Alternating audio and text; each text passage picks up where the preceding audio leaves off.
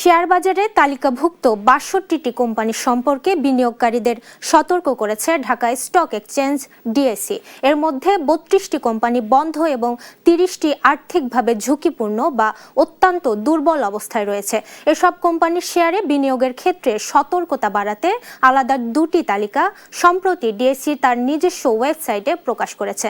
DSE বলছে, আর্থিকভাবে দুর্বল ও দীর্ঘদিন ধরে বন্ধ থাকা কোম্পানিগুলোর শেয়ারে বিনিয়োগ করে যাতে বিনিয়োগকারীরা ক্ষতিগ্রস্ত না হন সেজন্য এই তালিকা প্রকাশ করা হয়েছে। এর মাধ্যমে এসব কোম্পানির বিষয়ে রেড অ্যালার্ট বা সতর্ক সংকেত জারি করা হয়েছে।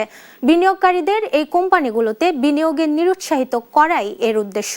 সম্প্রতি বন্ধ ও দুর্বল মানের কিছু কোম্পানির শেয়ারের অস্বাভাবিক মূল্য বৃদ্ধি ঘটেছে। এরকম দুটি কোম্পানির লেনদেন এরই মধ্যে তাৎক্ষণিক নির্দেশে স্থগিত করা হয়েছে।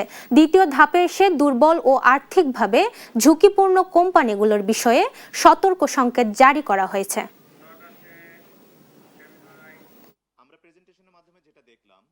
জেলা ও উপজেলা পর্যায়ে নারী উদ্যোক্তাদের জন্য বাজার সংযোজক, ই-কমার্স সক্ষমতা বৃদ্ধি এবং পণ্য ব্র্যান্ডিংয়ের বিশেষ সহায়তা কর্মসূচি গ্রহণ করা, নারী উদ্যোক্তাদের জন্য প্রযুক্তি, ডিজিটাল মার্কেটিং, রপ্তানি সক্ষমতা এবং আর্থিক ব্যবস্থাপনা বিষয়ে প্রশিক্ষণ কার্যক্রম আরও সম্প্রসারণ করা দরকার।